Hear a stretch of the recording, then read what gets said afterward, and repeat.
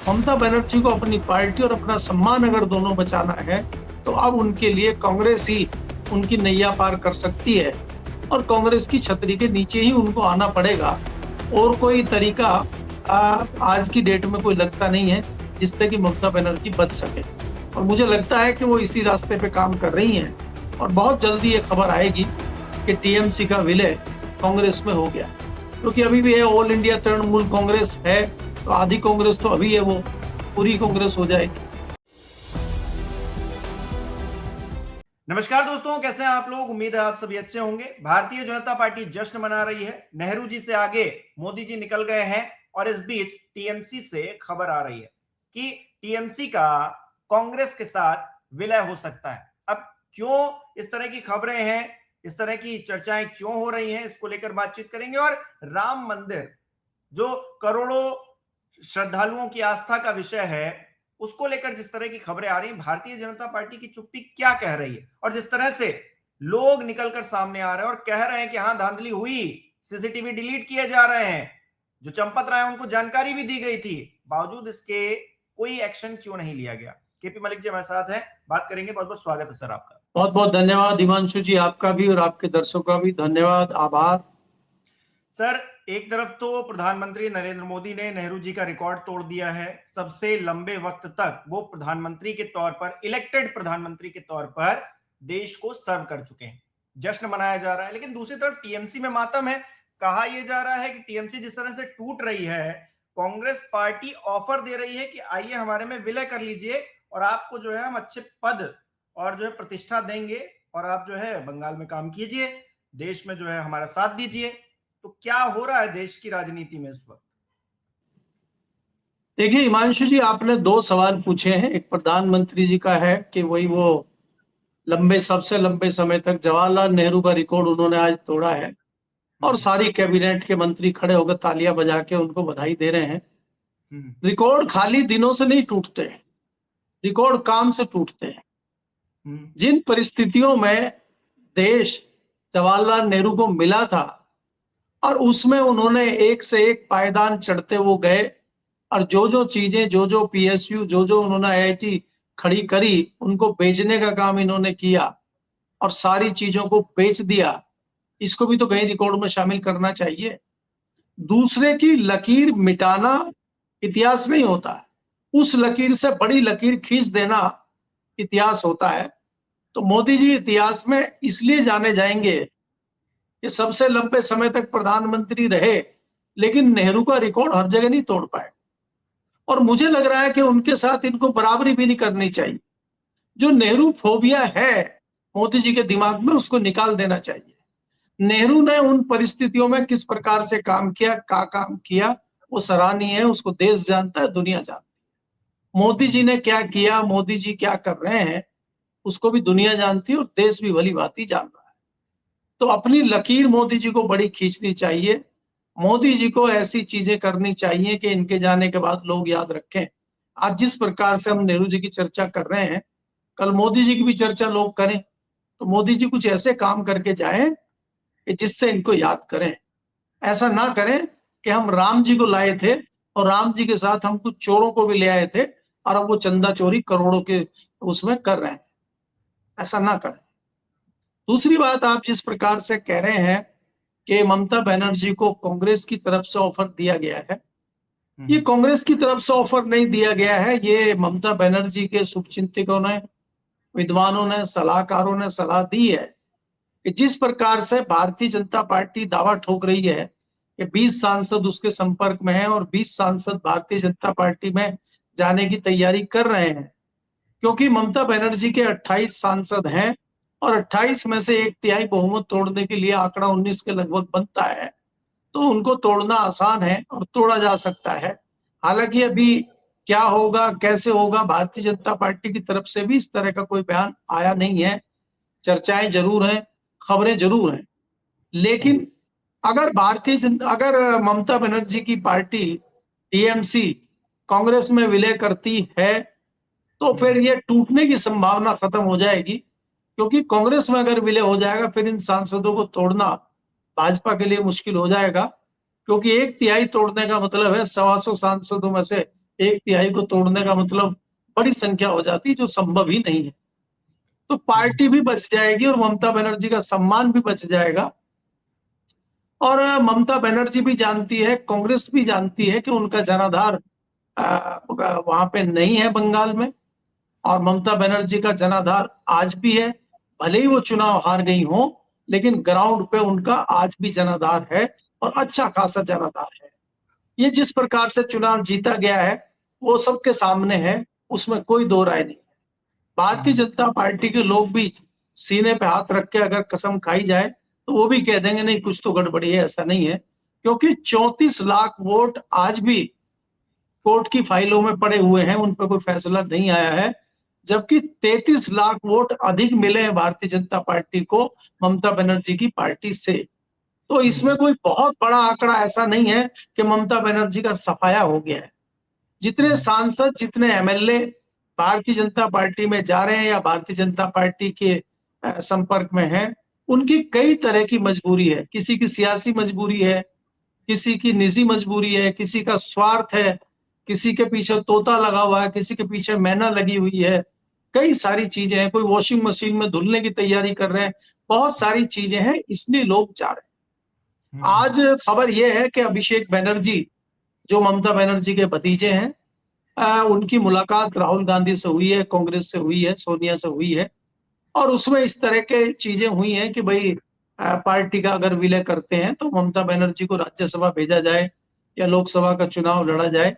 इस तरह की चर्चाएं चल रही, लेकिन इस पे अभी तक कांग्रेस की तरफ से कोई प्रतिक्रिया नहीं आई है। खाली सूत्रों के हवाले से खबरें और राजनीतिक गलियारों में इस तरह की चर्चाएं हैं। अभी पुख्ता खबर इस तरह की नहीं आई, लेकिन इसकी संभावना व्यक्त मैं पहले से ही कर रहा हूं। मैंने तो कल ही कहा था कि अगर पार्टी को बचाना है, ममता बनर्जी को अपनी पार्टी और अपना सम्मान अगर दोनों बचाना है, तो अब उनके लिए कांग्रेस ही उनकी नैया पार कर सकती है, और कांग्रेस की छतरी के नीचे ही उनको आना पड़ेगा। और कोई तरीका आज की डेट में कोई लगता नहीं है जिससे कि ममता बनर्जी बच सके, और मुझे लगता है कि वो इसी रास्ते पे काम कर रही हैं, और बहुत जल्दी ये खबर आएगी कि टीएमसी का विलय कांग्रेस में हो गया। क्योंकि अभी भी है ऑल इंडिया तृणमूल कांग्रेस है, तो आधी कांग्रेस तो अभी है, वो पूरी कांग्रेस हो जाएगी। क्योंकि ममता बनर्जी कभी कांग्रेस का ही पार्ट थी, कांग्रेस से ही टूट के अलग हुई थी, वापस वो कांग्रेस में आ रही है, तो एक हिसाब से उनकी घर वापसी होगी। जी। अच्छा, ममता बनर्जी को भी ये लग रहा होगा कि जब तक उनके पास ताकत थी, मुख्यमंत्री का पद था, चुनाव वो जीत रही थी, तब तक हमारी टीम जो पूरी उन्होंने बना रखी थी वो काम कर रही थी। जैसे ही चुनाव हारी, ये जो ऐसे लोग निकलकर सामने आ गए जो कहीं ना कहीं फायदा उठा रहे थे, मजे ले रहे थे, सत्ता के मलाई काट रहे थे, और अब जो है वो बीजेपी में जाकर मलाई काटेंगे। यानी राजनीति में आपके पीछे कौन खड़ा है जो आपको सपोर्ट कर रहा है, वो कल को किस खेमे में चला जाएगा, कोई ईमानदारी, कोई विचारधारा नाम की कोई चीज नहीं रह गई। ये चीज खत्म हो गई है एक तरह से। ये भी एक एग्जाम्पल इससे सेट हो रहा है क्या?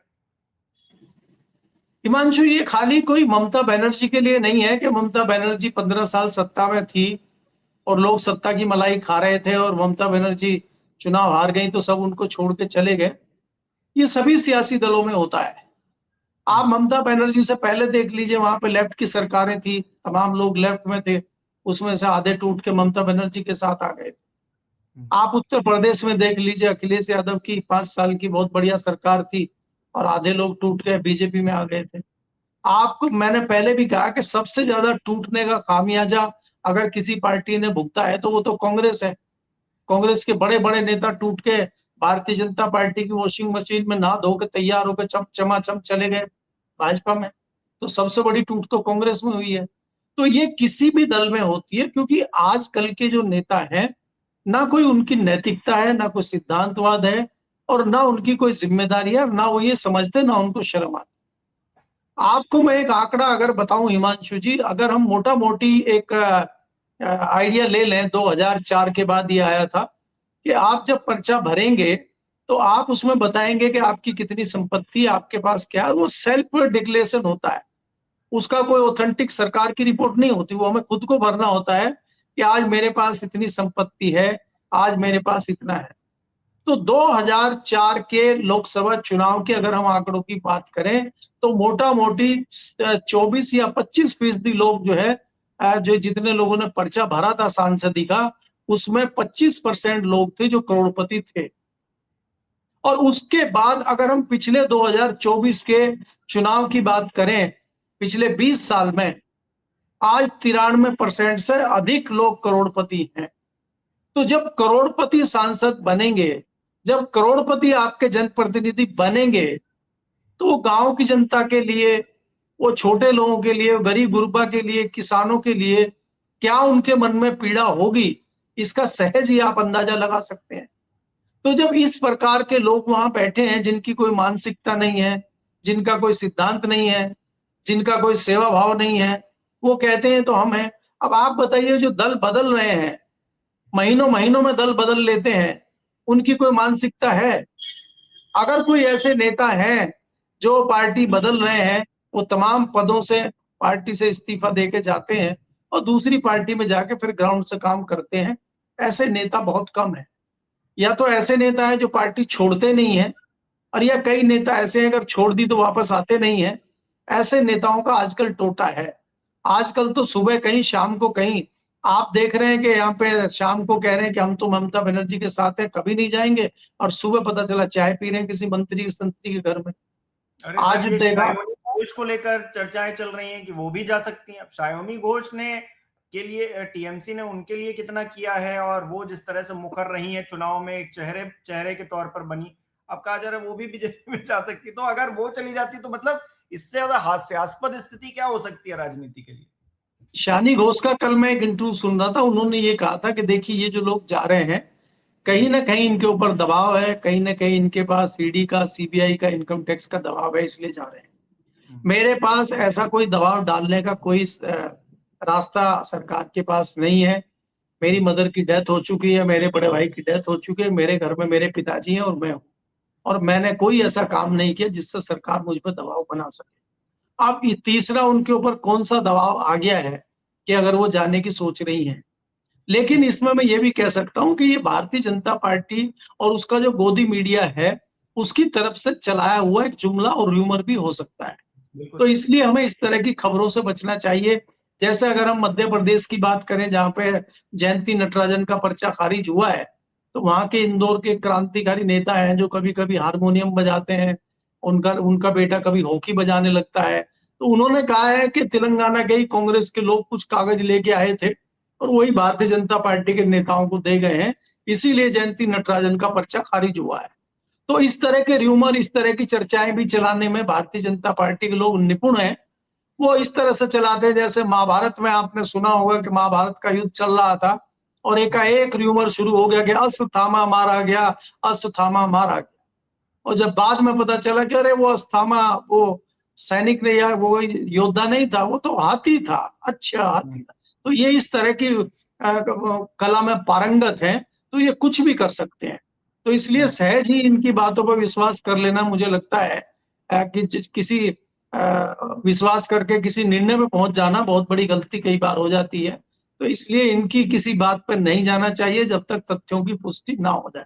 जी। अच्छा, एक तरफ तथ्यों की पुष्टि कर रहे हैं राम मंदिर के पूर्व लेखा प्रभारी महिपाल सिंह, वो इंटरव्यू दे रहे हैं, तमाम लोगों को उन्होंने इंटरव्यू दिया और कहा है कि 5 लाख रुपए की हेराफेरी उन्होंने पकड़ी, चंपत राय जी को शिकायत की, सीसीटीवी डिलीट करवा दिए गए, उनको हटा दिया गया, वो बीजेपी और आरएसएस से जुड़े हुए हैं, जांच हो जाए, सब कुछ क्लियर हो जाए, मैं पूरा सहयोग करूंगा। अब खुलकर अगर कोई व्यक्ति ऐसा बोल रहा है कि घपलेबाजी हुई पहले भी और अब भी आरोप लग रहे हैं, तो फिर हम कितना ईमानदार माने सरकार को या फिर उस ट्रस्ट को जिसने राम मंदिर के नाम पर भर भर का चंदा जो है उनके पास जा रहा है। बताया जा रहा है 1 करोड़ रुपए डेली आता है, तो 1 करोड़ रुपए डेली आता है, उसमें क्या किसी की जेब में भी जा रहा है या फिर सिर्फ वो मंदिर के लिए, समाज के कल्याण के लिए लग रहा है? इस बात पर तो पारदर्शिता होनी ही चाहिए। राम मंदिर कोई छोटा विषय तो है नहीं, हमारे हिंदू आस्था का बहुत बड़ा विषय है जिसका फायदा राजनीतिक तौर पर बीजेपी ने उठाया है। हिमांशु जी, भारतीय जनता पार्टी के लिए कोई बड़ा विषय नहीं है। आप ये देखिए, भारतीय जनता पार्टी मानती नहीं है किसी चीज को। जब ये इस तरह की खबर आई और भारतीय जनता पार्टी के खिलाफ एक अखबार हिम्मत कर रहा है खबर छापने की, पहली बात तो उस अखबार का ही आपको सोचना पड़ेगा कि ये एकाएक क्या हो गया इस अखबार को, ये जो मुखपत्र बना हुआ था खबर खिलाफ छापने लगा। बिल्कुल। दूसरी बात यह है कि जब ये इस तरह की खबरें आई और कुछ पत्रकारों ने इस खबर को उठाया, तो तुरंत चंपक लाल जी सामने आ गए और उन्होंने कहा नहीं नहीं नहीं नहीं कुछ नहीं है, वो तो स्टेट बैंक का ऑडिट चल रहा है, ये है वो है, और भाग गए कुछ सेकंड का वीडियो देके। तो वहीं उनकी दाढ़ी में जो है तिनका नजर आने लगा था। दूसरी बात यह है कि उसके बाद फिर अगले दिन अखबार ने और तथ्यों के साथ छापा कि ये लाखों की चोरी नहीं, ये करोड़ों की चोरी है। उसके बाद ये अकाउंटेंट सामने आ गए। लेकिन चाहे आप जो मर्जी सामने ले आओ, जो मर्जी कर ले, भारतीय जनता पार्टी माने तो सही। भारतीय जनता पार्टी तो पहले पर्चा लीक ही नहीं मान रही थी, फिर वो बाद में पर्चा लीक माना, कहा हमने कैंसिल कर दी परीक्षा। फिर हमने कहा परीक्षा में हम दोबारा रजिस्ट्रेशन नहीं कराएंगे, उनसे पैसे नहीं लेंगे। तो ये मान तो ले पहले, अभी तो मान ही नहीं रहे ये। आप ये देखिए, पर्चा लीक का एक मतलब होता है, लीक का मतलब होता है कहीं से किसी पहिए में से हवा लीक कर रही है, हमारा गैस का सिलेंडर लीक कर रहा है, परिस्थिति जन्य बात हो गई। तो ये जो पर्चा लीक हो रहा है, इसको पर्चा लीक जो कह रहे हैं गलत है। ये तो षड्यंत्र है। ये तो पूरा जो है गिरोह बना के एक षड्यंत्र रचा जा रहा है लूट का, छात्रों को लूटने का, पैसे बनाने का। बहुत बड़ा घोटाला है ये तो इसको खाली लीक कह के टाल देना भी छोटी बात है। भारतीय जनता पार्टी का उस पर बाल बांका हुआ है क्या? मंत्री जी का इस्तीफा हुआ है क्या? मंत्री जी तो उल्टा रोज मीडिया में खड़े होकर ज्ञान दे रहे हैं, कह रहे हैं हम ये परीक्षा करा रहे हैं, हम वो परीक्षा करा रहे हैं। तो चंपक लाल जी हो और चाहे वो मिश्रा जी हो, देखिए यहाँ पे एक मिश्रा जी हैं बहुत बड़े क्रांतिकारी, कि जब अयोध्या मंदिर की बात आई थी और गोली चली थी, लोग मरे थे, तब भी वो महत्वपूर्ण पद पे थे। जब मंदिर बने तब भी वो बहुत महत्वपूर्ण पद पे थे, और आज भी वो बहुत महत्वपूर्ण पद पे हैं। तो उनके बिना राम की गति होना बहुत मुश्किल है। हमें तो ये लगता है कि भगवान राम से भी बड़े हो गए हैं, वो वही सब कुछ चला रहे हैं, उनके बिना नहीं चल सकता। तो आप ये देखिए कि इस तरह से इनका दीन ईमान कुछ है क्या, जो भगवान राम के पैसे नहीं छोड़ रहे हैं, जो यहां भी डकैती कर रहे हैं, वो बाकी जगह क्या कर रहे होंगे, इसी से अंदाजा लगाना चाहिए। जो अंधभक्त हैं, गोबर भक्त हैं, उनको अगर अभी भी समझ में नहीं आ रहा है तो कब समझ में आएगा उनको? अरे भाई, मंदिर में आस्था है लोगों की, भगवान श्री राम में हमारी आस्था है, और मेरा जुगाड़ 10 रुपए का है तो मैं 10 ही रुपए चंदा दे रहा हूं। कोई बड़ा धनपति है वो 1 करोड़ भी दे सकता है, कोई छोटा व्यापारी है वो 1 लाख भी दे सकता है, एक गरीब रिक्शे वाला है वो 5 रुपए दे सकता है। सबकी अपनी आस्था होती है और हम मंदिर में चंदा दान देते हैं, और ये उसी पर चोरी कर रहे हैं। तो ये जो चोरी कर रहे हैं, तो इनका कोई दीन ईमान है, इनकी कोई नैतिकता है? इस पे क्या कहा जाए बताइए। और ऊपर से इसको दबाया जा रहा है मामले को, कि इसको दबा दो, पता न चले किसी को। अगर किसी के ऊपर, पहले किसी नेता के ऊपर, किसी जिम्मेदार व्यक्ति के ऊपर इस तरह का चार्ज भी लग जाता था तो तुरंत पद छोड़ देता था, कि जब तक ये मामला साफ नहीं हो जाता तब तक मैं इस पद पर नहीं बैठ। इसी पार्टी में मैंने देखा है, हवाला कांड में नाम आ गया था अडवाणी जी का, जिनको आप कट्टर हिंदूवादी नेता कहते थे, उनका नाम हवाला कांड में आ गया था। हवाला की एक डायरी थी, उसमें लिखा हुआ था, और उसमें अडवाणी जी का भी नाम आ गया था। अडवाणी जी ने तत्काल अपने सारे पदों से इस्तीफे दे दिए थे, और ये कहा था कि जब तक मैं निर्दोष साबित नहीं हो जाता मैं कोई पद नहीं लूंगा। ये शायद वही भारतीय जनता पार्टी है कि आज इसमें कह रहे थे, अब ये कह रहे हैं कि चाहे मेरे ऊपर जितने आरोप लग जाए, जितना जो हो जाए, मैं इस्तीफा नहीं दूंगा। या इस्तीफा तो छोड़िए सर, यहाँ अखिलेश यादव ने आरोप लगाया तो उनकी बेटी को टारगेट किया जा रहा है। मतलब इतनी घिनौनी हरकतें की जा रही हैं सोशल मीडिया, ये जो ट्रोल आर्मी है ये परिवार को ऐसा टारगेट कर रही है। वो बता रहे हैं कि कोई नाइजीरियन लड़का है, 7 करोड़ रुपए चोरी करके जो है अदिति जो है उनकी बिटिया है, वो जो है भाग गई है घर से और उसके साथ कहीं नाइजीरिया में रह रही। मतलब बिना आधार के, बिना किसी उसके जो है किसी की फैमिली के बारे में, किसी बेटी के बारे में कैसे बोल सकते हैं ये लोग? और मतलब इतनी बड़ी बात, और उस व्यक्ति के बारे में देखिए बोल रहे हिमांशु जी, हैं, देखिए और देखिए तब बोल रहे हैं जब राम मंदिर का इन्होंने इस पर जो है इन्होंने बोल दिया कुछ। जी सर। देखिए हिमांशु जी, मैंने यही आपको कहा कि ये जो गोबर भक्त हैं, ये जो अंधभक्त हैं, उसमें कुछ लोग जो है, ट्रोल आर्मी जो बनी हुई है, उसमें बहुत सारे फर्जी अकाउंट हैं, और उसको कुछ चंद लोग चला रहे हैं, उनको पैसे मिलते हैं, तो पैसे के लिए वो कुछ भी कर सकते हैं, किसी को भी बेच सकते हैं। जिसको अपनी माँ बहन की चिंता नहीं है वो दूसरे की माँ बहन की चिंता क्यों करेगा? तो ये किसी भी हद तक जा सकते हैं कि कहीं भी बेल्ट ऑफ बिलो जिसको कहते हैं जा सकते हैं। तो इसलिए इनके बारे में चर्चा करना मुझे नहीं लगता कोई बहुत समझदारी वाली बात है।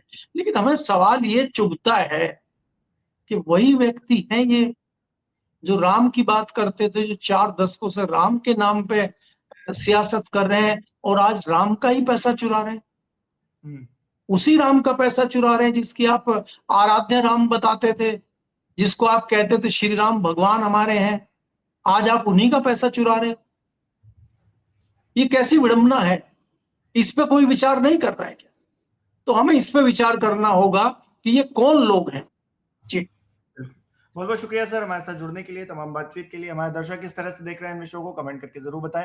इस वीडियो को लाइक करना शेयर करना मत भूलिएगा। हमारे चैनल को सब्सक्राइब नहीं किया तो वो भी जरूर कीजिएगा। आप हमें सहयोग भी कर सकते हैं, ज्वाइन बटन पर क्लिक करें। बहुत बहुत धन्यवाद।